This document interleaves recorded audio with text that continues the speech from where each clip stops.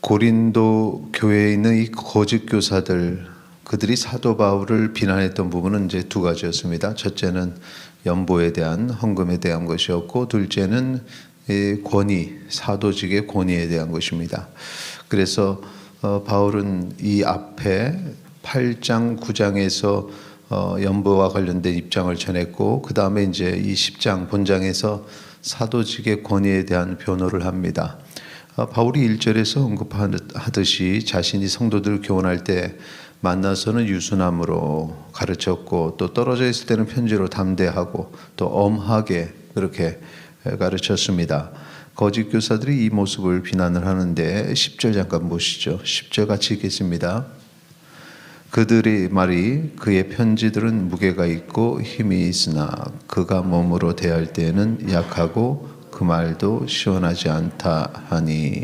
자, 여기 보니까 편지에는 무게가 있고 힘이 있는데 몸으로 대할 때, 직접 이렇게 대할 때는 약하다, 시원치 않다.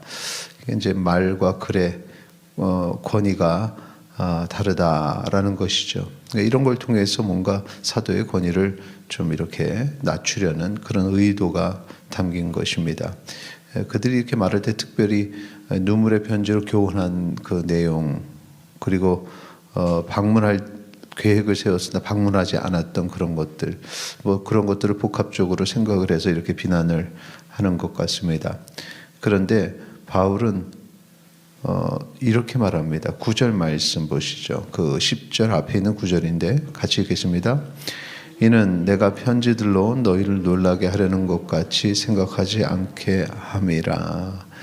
편지로 좀 이렇게 강하게 얘기하는 거, 그게 놀라게 하려는 것이 아니다라는 것이죠. 그래서 편지라고 해서 뭐 강하게 하고 만난다고 해서 부드럽게 하고 이제 그런 것이 아니라, 가르칠 때는 항상 변함없는 마음으로 가르친다라는 것, 자신의 행동이 또 함께 있을 때나 떨어져서 편지를 쓰나 변함이 없다는 것을 강조하는 것입니다. 그래서 11절에 이런 말씀을 합니다. 11절에 보시면 이런 사람은 우리가 떠나 있을 때 편지들로 말하는 것과 함께 있을 때 행하는 일이 같은 것임을 알지라, 이렇게 얘기하죠. 그래서 편지를 쓸 때 또 만나서 얘기할 때 항상 같은 것이다. 근데 이제 이것이 같음에도 불구하고 그 거짓 교사들이 그렇게 말하는 것은 1차적으로 바울의 권위를, 이거 만날 때랑 편지 쓸 때랑 틀린 사람이야, 뭐 이런 식으로 해서 이제 권위를 낮추려고 하지만, 실질적으로 거짓 교사들이 볼 때는 그 편지를 상당히 강함이 있었던 것은 사실입니다. 왜냐하면은 이 거짓 교사들이 육신에 따라 행하는 사람들이기 때문에 그렇습니다. 그리고 고린도 교회 성도들에게는 편지를 통해서 전할 때에도 항상 뭔가 강하다는 것보다는 좀 부드럽게 그렇게 가르치기를 원하는 마음이 바울의 마음이었던 것입니다. 그래서 우리가 다시 한번 좀 처음으로 돌아가죠. 1절, 2절 한번 같이 읽겠습니다. 1절과 2절 읽겠습니다. 너희를 대면하면 유순하고 떠나 있으면 너희에 대하여 담대한 나 바울은 이제 그리스도의 온유와 관용으로 친히 너희를 권하고, 또한 우리를 육신에 따라 행하는 자로 여기는 자들에 대하여 내가 담대히 대하는 것 같이 너희와 함께 있을 때 나로 하여금 이 담대한 태로 대하지 않게 하기를 구하노라. 예. 여기 지금 1절에 보면 대면하면 유순하고 떠나 있으면 담대한 나 바울, 그래 그렇다. 근데 2절에 보면 그 다음에 육신에 따라 행하는 자들에게 내가 담대한 것처럼 너희들에게는 담대한 태도로 대하지 않기를 바란다라고 얘기를 해서, 분명하게 그 아주 거친 그런 어떤 표현들을 통해 가지고 가르치려고 했던 모습들이 일반적인 성도들이 아니라 이 거짓 교사들에게 그런 모습을 보인 것이고, 성도들은 그런 어떤 모습에 있어서 이것이 거짓 교사들을 향한 것이구나라는 것을 사도 바울이 깨닫기를, 알기를 원하는 마음에서 이렇게 1, 2절에 시작하고 있었던 것입니다. 왜 이렇게 거짓 교사들에게 강하게 가르쳤을까요? 그것은 영혼을 살리는 일 때문에 그렇습니다. 거짓 교사들은 영혼을 미혹하는 바로 미혹자였던 것이죠. 그래서 미혹자에 대해서 아주 강하게 그렇게 했던 것입니다. 8절 보시죠. 8절에 보면 주께서 주신 권세는 너희를 무너뜨리려고 하신 것이 아니요 세우려고 하신 것이니 내가 이에 대하여 지나치게 자랑하여도 부끄럽지 아니하리라 라고 말합니다. 강하게 가르치든 부드럽게 가르치든 그것은 모두 다 그 각각의 영혼을 세우려는 것이지 영혼을 죽이는 것은 없다라는 것입니다.